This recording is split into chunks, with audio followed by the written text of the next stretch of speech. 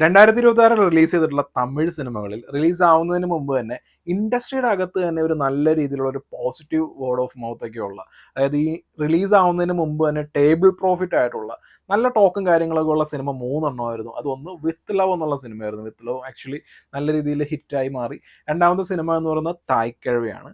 ഈ തായ്ക്കിഴവിയെ സാക്ഷാൽ കമൽഹാസൻ വരെ പ്രൊമോട്ട് ചെയ്യുന്നുണ്ട്. അപ്പോൾ കമൽഹാസൻ പ്രൊമോട്ട് ചെയ്യാനുള്ള ഒരു കാരണം, ഈ സിനിമയിൽ ഒരു ക്യാരക്ടറുണ്ട്, സിംഗംപുലി ചെയ്തിരിക്കുന്ന ക്യാരക്ടർ. പുള്ളിക്കാരൻ ഒരു കമൽഹാസൻ ഫാനാണ്. അപ്പോൾ പുള്ളി പ്ലേ ചെയ്യുന്ന പാട്ടുകൾ കമൽഹാസൻ്റെയാണ്. പിന്നെ കമൽഹാസൻ്റെ സിനിമകളുടെ പേര്, അങ്ങനെ ഒരുപാട് ഒരുപാട് കമൽഹാസൻ റെഫറൻസ് ഉള്ള ഒരു സിനിമയും കൂടിയാണ്. അപ്പോൾ കമൽഹാസൻ ഈ സിനിമ കണ്ട് ഓൾറെഡി ഈ റെഫറൻസും കാര്യങ്ങളൊക്കെ കണ്ടു കഴിഞ്ഞു. പിന്നെ മറ്റൊരു കാര്യം എന്ന് പറയുന്നത് ഒരു കൾച്ചറൽ ഡിഫറൻസ് ആണ്. ഇപ്പം നമ്മൾ ആസ് എ മലയാളി എന്നുള്ള രീതിയിൽ ഞാൻ ഈ സിനിമ കാണുമ്പോൾ എനിക്ക് മലയാളി എന്നുള്ള രീതിയിൽ കണക്ട് ആവാത്ത കുറേ കാര്യങ്ങളുണ്ട്. പക്ഷേ തമിഴ്നാട്ടിൽ അവർക്ക് കണക്ട് ആവുന്നത്, അതാണ് ഈ കൾച്ചറൽ ഡിഫറൻസ് എന്നൊക്കെ പറയുന്നതല്ലോ.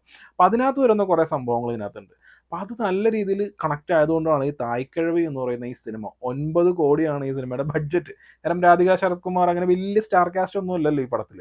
ഈ 9 കോടി മുടക്കി 60 കോടിയാണ് ഈ പടം കളക്ട് ചെയ്തത്. അപ്പോൾ തന്നെ നിങ്ങളൊന്ന് ആലോചിച്ച് നോക്കുക എത്രമാത്രം വിജയമാണെന്ന്. അപ്പോൾ ഒരു റിട്ടേൺ ഓഫ് ഇൻവെസ്റ്റ്മെന്റ് എന്നൊരു സംഗതി ഉണ്ടല്ലോ സിനിമയിൽ, അത് നല്ല രീതിയിൽ കിട്ടിയിട്ടുള്ള ഒരു പടമാണ് തായ്ക്കിഴവി. തായ്ക്കിഴവി എന്നുള്ള സിനിമയെക്കുറിച്ച് പറയുകയാണെന്നുണ്ടെങ്കിൽ ഇത് രാധിക ശരത് കുമാറിന്റെ, അതായത് ഒരു വിക്രം കൈൻഡ് ഓഫ് സിനിമ എന്ന് പറയാം. അതായത് വിക്രം എന്ന് പറയുന്ന കമൽഹാസന്റെ സിനിമ. ഈ വിക്രം എന്നുള്ള ക്യാരക്ടറിനെ കുറിച്ചായിരിക്കും ബാക്കിയുള്ള എല്ലാവരും അവിടെ സംസാരിച്ചുകൊണ്ടിരിക്കുന്നത്. പക്ഷേ ഈ ക്യാരക്ടർ സ്ക്രീനിൽ ഉണ്ടാവില്ല. അതായത് ഇത് അവതരിപ്പിക്കുന്ന ക്യാരക്ടർ സ്ക്രീനിലില്ലെങ്കിലും ആ സിനിമ മൊത്തത്തിൽ എല്ലാം, ഇപ്പോൾ ലൂസിഫർ ആണെന്നുണ്ടെങ്കിലും വിക്രമൊക്കെ ആണെന്നുണ്ടെങ്കിലും അങ്ങനെയാണല്ലോ പോകുന്നത്. ഇതൊക്കെ ഒരു ബാറ്റ്മാൻ കൈൻഡ് ഓഫ് ഇൻസ്പിറേഷൻ ആണ്. ബാറ്റ്മാനിലാണ് ഈ ഒരു സംഭവം കൂടുതലായിട്ട് നമ്മൾ കണ്ടിട്ടുള്ളത്.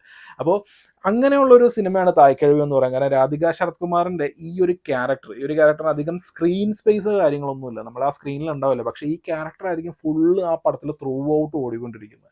അപ്പോൾ അതിനകത്ത് ഇതൊരു ഫ്യൂണറൽ കോമഡി എന്നുള്ള രീതിയിൽ ഇങ്ങനെ അത് മരിക്കാൻ വേണ്ടി കിടക്കുന്നു. ആക്ച്വലി ഈ ഒരു ക്യാരക്ടർ രാധിക ശരത് കുമാർ അവതരിപ്പിച്ചിരിക്കുന്ന ഈ ഒരു തായ്ക്കിഴവി, ഇവർ മരിക്കാൻ വേണ്ടി കാത്തിരിക്കുന്ന ഒരുപാട് ആളുകളുണ്ട്. ഇവർ ഭയങ്കര അഡമൻ്റ് ആണ്. അങ്ങനെ എല്ലാവർക്കും ഇഷ്ടപ്പെടുന്ന പോലെയുള്ള ഒരു സ്ത്രീ അല്ല. ഇവർ മരിക്കാൻ വേണ്ടി കാത്തിരിക്കുന്ന ഒരു കൂട്ടം ആളുകൾ, അതിൽ ഇവരുടെ മക്കളടക്കമുണ്ട്.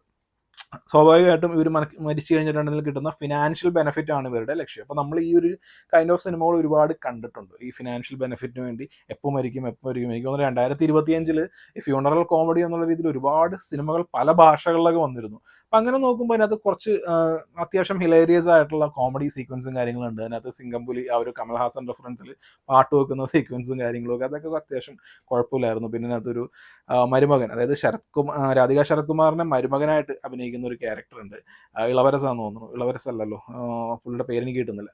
അപ്പോൾ ആ ഒരു ക്യാരക്ടറിനോട് മകൻ പെരുമാറുന്നത്, അപ്പം അങ്ങനെ കുറേ സംഭവങ്ങളൊക്കെ ഇതിനകത്തുണ്ട്. അപ്പോൾ നമുക്ക് ഈ ഫസ്റ്റ് ഹാഫ് കഴിയുമ്പോഴും ഓക്കെ, ഒരു ടിപ്പിക്കൽ ഒരു ഫ്യൂണറൽ കോമഡി എന്നുള്ള രീതിയിൽ അതിൻ്റെ മുകളിലേക്കൊന്നും പോകുന്നില്ലല്ലോ എന്നുള്ള രീതിയിലാണ്. അപ്പോൾ ഇതിനകത്ത് ഈ മക്കളായിട്ട് വലിയ ബന്ധമൊന്നുള്ള ഒരാളല്ല ഈ തായ്ക്കിഴവി.